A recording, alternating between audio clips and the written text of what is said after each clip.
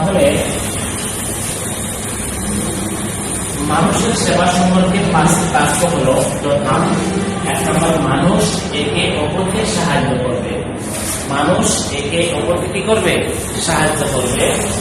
2 নম্বর গরিব হলে টাকা পয়সা দিয়ে সাহায্য করবে, গরিব হলে কি করবে? টাকা পয়সা দিয়ে সাহায্য করবে।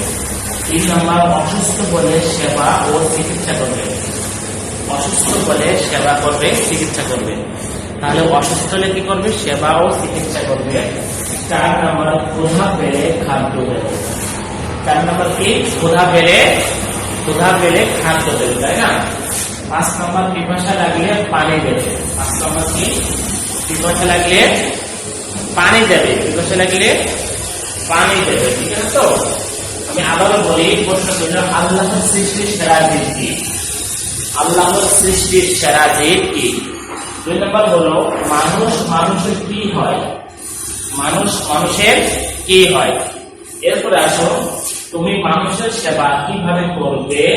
5টি বাক্য লেখো। তুমি মানুষের সেবা কিভাবে করবে? 5টি বাক্য লেখো।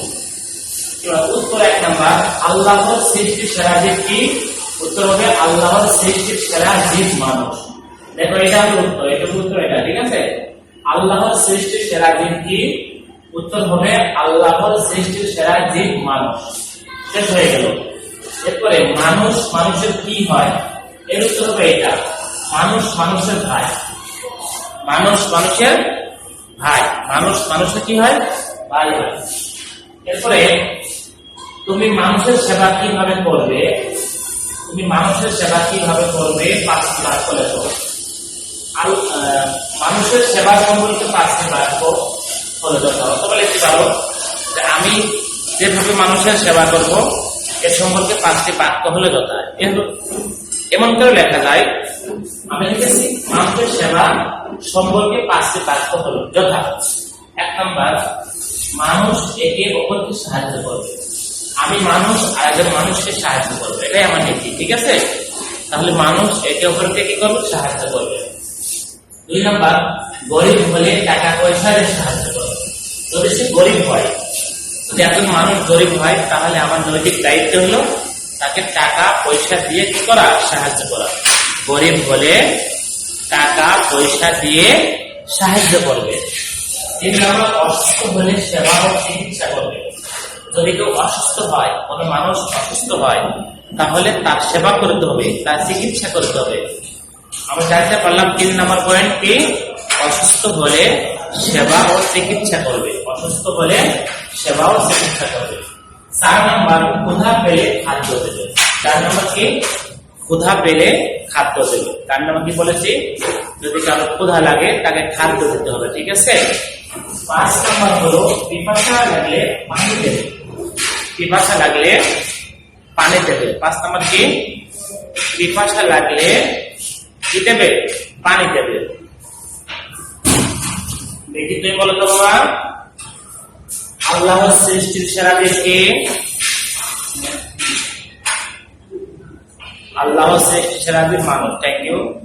তাহলে আমরা জানতে পারলাম যদি পরীক্ষা আসে আল্লাহর সৃষ্টির সেরা জীব কি। আমি এখানে 3টা পয়েন্ট একটা লাগিয়ে দিলাম, যোগ্যতাকে তৈরি করে। সেটা হলো আল্লাহর সৃষ্টির সেরা জীব কি, একটা পয়েন্ট। আর হলো মানুষ মানুষ কি হয়, আরেকটি।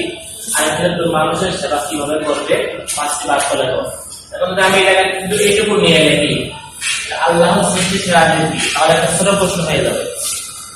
এই জায়গায় শুধু এইটুকু ব্যবহার করি, এইটুকু লিখি, তাহলে হবে আল্লাহর সৃষ্টির সেরা জীব কি, এটা ছোট প্রশ্ন হবে। তোমাদের পরীক্ষায় 15টা আসে ছোট প্রশ্ন, এইটুকু লিখি, তখন আমার এখানে ছোট প্রশ্ন হয়ে যাবে। আল্লাহর সৃষ্টির সেরা জীব কি, তখন তুমি লিখবে আল্লাহর সৃষ্টির সেরা জীব হলো মানুষ। তোদের এই মানুষ মানুষের কি হয়, এটা কেটে ফেললে তো মানুষ মানুষের ভাই, এটা একটা ছোট প্রশ্ন হলে এই জায়গা থেকে সুন্দর তৈরি করা যাবে যে আল্লাহর সৃষ্টির সেরা জীব ড্যাশ, আল্লাহর সৃষ্টির সেরা জীব ড্যাশ। তখন কি হবে? আল্লাহর সৃষ্টির সেরা জীব মানুষ। তাহলে এই একটা প্রশ্ন থেকে 3টা তৈরি করা যায়। আল্লাহর সৃষ্টির সেরা জীব কি? আল্লাহর সৃষ্টির সেরা জীব মানুষ।